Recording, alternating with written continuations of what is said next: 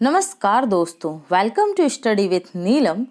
आज एक बहुत ही इम्पॉर्टेंट डेवलपमेंट हुई है हमारे मिसाइल डेवलपमेंट प्रोग्राम के तहत। इसमें अग्नि 5 जो मिसाइल है इसका सफलतापूर्वक परीक्षण किया गया है और देखेंगे हम आगे अग्नि मिसाइल की जो रेंज है उसके बारे में, और चाइना ने क्यों भारत को चेतावनी दी और भारत ने क्यों चाइना की चेतावनी को नजरअंदाज करते हुए अग्नि 5 का सफलतापूर्वक परीक्षण किया है।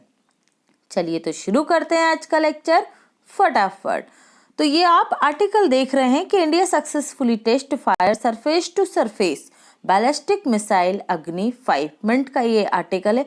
एनडीटीवी का आर्टिकल देख सकते हैं। After Chinese comment on Agni 5 missile test India's curt response, Bharat ने भी चाइना के रिस्पांस को रिजेक्ट कर दिया है। और यहाँ पर इंडिया के डिफेंस मिनिस्टर जो मिनिस्ट्री है वहाँ से इन्फॉर्म किया गया है कि 27 अक्टूबर वेडनेसडे को भारत ने क्या किया है, ओडिशा के एपीजे अब्दुल कलाम जो एरिया है वहाँ से 5000 किलोमीटर की रेंज रखने वाली अग्नि 5 बैलिस्टिक मिसाइल का 3 स्टेजेस जो यूज किया गया है सॉलिड फ्यूल वाला, उससे इसका सक्सेसफुली टेस्ट किया है। ओके, तो यहाँ हम देख रहे हैं a successful launch of the surface to surface ballistic missile. अब यहाँ पे एग्जाम पॉइंट ऑफ व्यू से आपके लिए इंपॉर्टेंट है कि अग्नि 5 किस तरीके की मिसाइल है। तो ये सरफेस टू सरफेस एक बैलिस्टिक मिसाइल है। ओके, कौन? अग्नि 5। ये 27 अक्टूबर को इसका टेस्ट किया गया है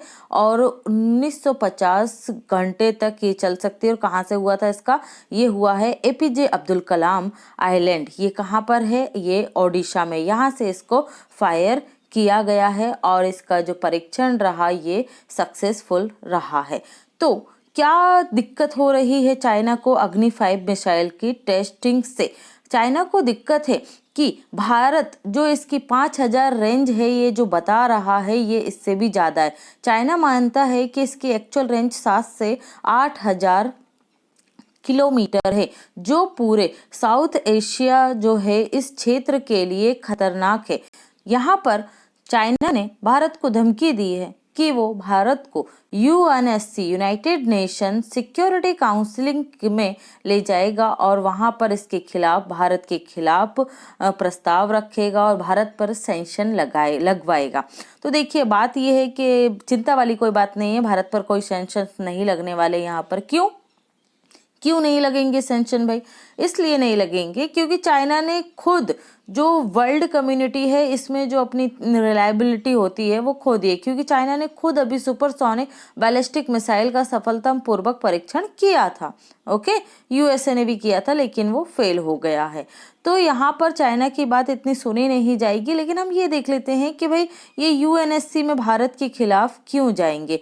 तो जो अग्नि 5 मिसाइल है उसको लेकर चाइना का क्वेश्चन भारत पर क्या है, भारत के प्रोजेक्ट को लेकर चाइना चाहता है कि अग्नि 5 के लिए भारत को यूएनएससी का सामना करना पड़े, यूनाइटेड नेशन सिक्योरिटी काउंसिलिंग का। एक्चुअली में चाइना उस रेजोल्यूशन के तहत भारत पर कार्रवाई करना चाहता है जो 1998 में पास किया गया था। क्या था 1998 का यूएनएससी रेजोल्यूशन?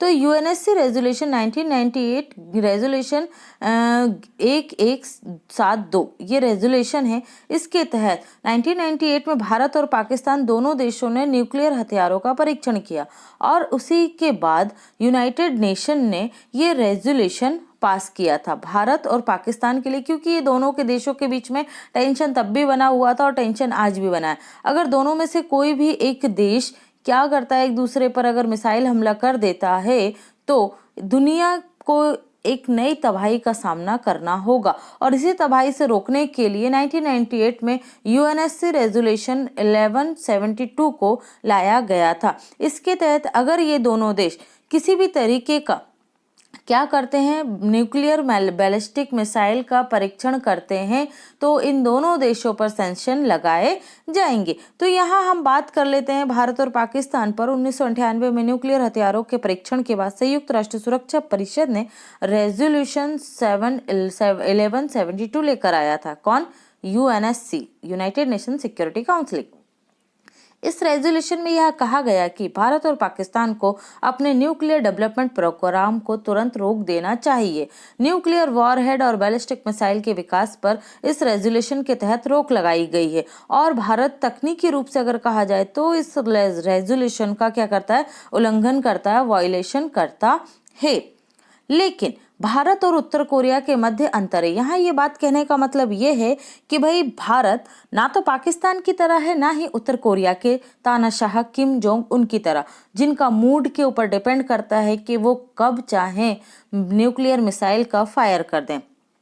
और अगर हम हमारे पड़ोसी देश पाकिस्तान की बात करें तो क्या ही पाकिस्तान को भारत के लोग नहीं जानते। यहाँ के तो छोटे छोटे नेता भी जो हैं ये बात जरा सी बातों पर अपने भाषणों में बोलने लगते कि पाकिस्तान क्या कर लेगा, न्यूक्लियर जो इनके मिसाइल हैं, जो बॉम्ब है, क्या उन्होंने ये देखने के लिए बनाए हैं, मतलब इन्होंने जो बनाए हैं तो वो भारत पर उपयोग करने के लिए ही बनाए हैं। ये इनके मिनिस्टरों का कभी भी गैर जिम्मेदाराना बयान आता रहता है।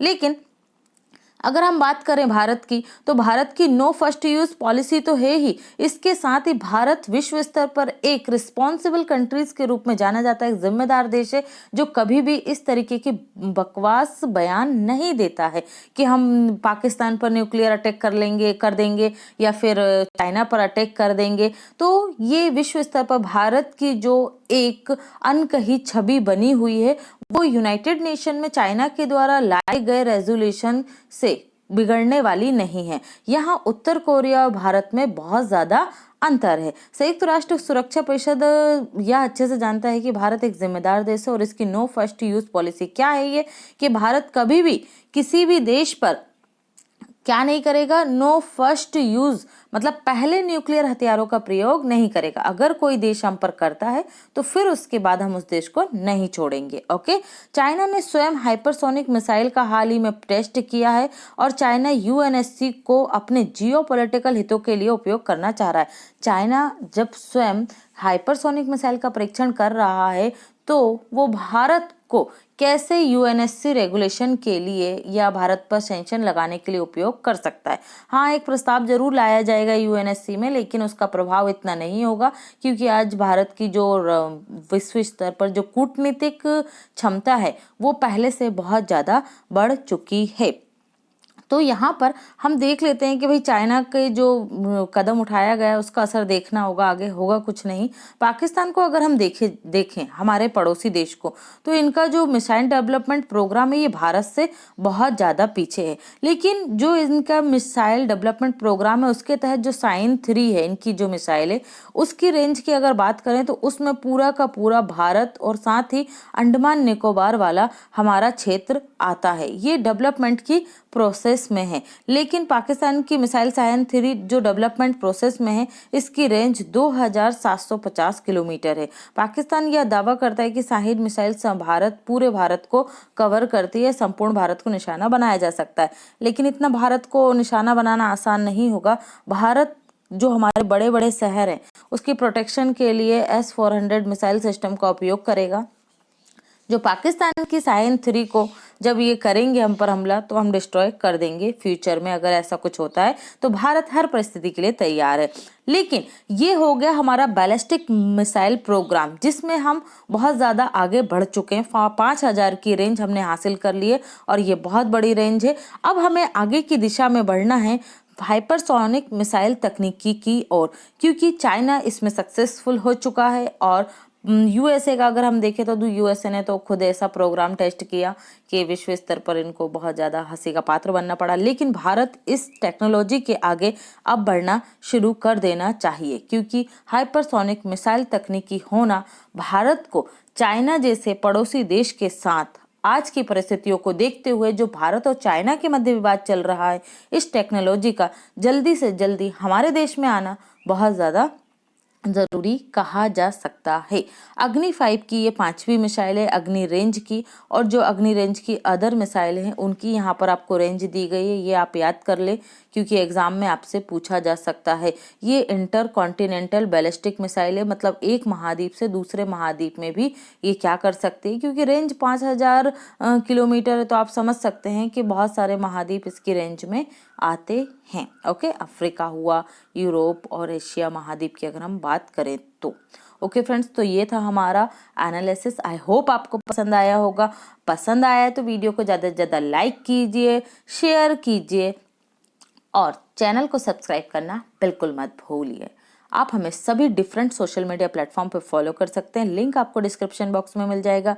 इस लेक्चर या इससे पहले के किसी भी लेक्चर्स की पीडीएफ फाइल के लिए टेलीग्राम चैनल को ज्वाइन कीजिए। सभी वीडियो का सबसे पहले नोटिफिकेशन आपको टेलीग्राम चैनल पर ही प्राप्त होगा। Thanks for watching and take care.